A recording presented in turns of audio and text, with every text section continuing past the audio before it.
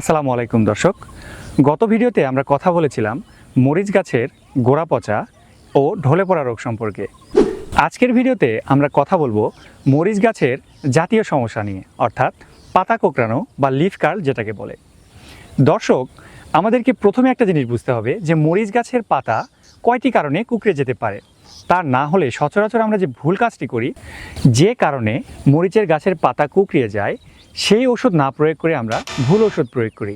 এজন্য হয় কি, পেস্টিসাইড ওভারডোজের ফলে গাছের ইনজুরি হয়। গাছের ইনজুরি বলতে গাছ আঘাতপ্রাপ্ত হয় এবং আমরা কাঙ্ক্ষিত ফলাফল না পেয়ে বরং আরও ফলাফলটা হিতে বিপরীত হয়ে যায়। দর্শক, মরিচ গাছের পাতা কোঁকড়ানোর কারণ হিসেবে যদি আমরা সহজ একটা বিষয়ে আলোচনা করি, সেটা হচ্ছে আপনার জমিতে যদি পানি একবারে শুকিয়ে যায়, অর্থাৎ জমিতে সেচের অভাব দেখা দেয় এবং সেচ দেওয়ার পরে যদি জমিতে পানির পরিমাণটা বেশি হয়ে যায়, জমির স্যাঁতসেঁতে বেশি হয়ে যায়, সেক্ষেত্রে কিন্তু স্বাভাবিকভাবে আপনার মরিচের গাছের পাতা কুঁকড়ে যেতে পারে। মরিচ গাছের পাতা কোঁকড়ানোর জন্য প্রধান যে পোকাগুলো দায়ী সেগুলো হচ্ছে লাল মাকড়, থ্রিপস, জাপ পোকা এবং সাদামাছি। জমিতে যদি পাতা কোঁকড়ানোর পরিমাণ অল্প থাকে সেই ক্ষেত্রে ইমিডাক্লোরপিড গ্রুপের ঔষধ যেমন টিডো অথবা ইমিটাপ, সাথে থিওভিট জাতীয় ঔষধ যেমন সালফার 80 WDG, এটা একসাথে মিশিয়ে বিকেলবেলা স্প্রে করতে পারেন।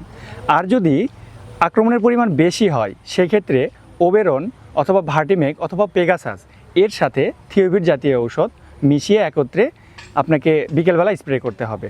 এই ঔষধগুলো মরিচের গাছের পুরো বয়সকালে পাল্টিয়ে পাল্টিয়ে আপনাকে ব্যবহার করতে হবে, তাহলে আপনার মরিচের জমির পাতা কোঁকড়ানোর রোগের অনেকাংশেই সমাধান করা সম্ভব। দর্শক, অপ্রয়োজনে অযথা রাসায়নিক বালাইনাশক ব্যবহার করবেন না।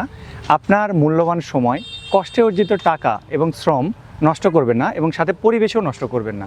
তো আশা করি দর্শক, এই ভিডিও থেকে আপনারা মরিচ গাছের পাতা কোঁকড়ানোর কারণ এবং প্রতিকার সম্পর্কে সাধারণ একটা ধারণা পেয়ে গেছেন। আগামী ভিডিওতে আমরা সবজি গাছের অন্য কোনো রোগের কারণ এবং প্রতিকার নিয়ে হাজির হব। সে পর্যন্ত ভালো থাকবেন, সুস্থ থাকবেন। আসসালামু আলাইকুম।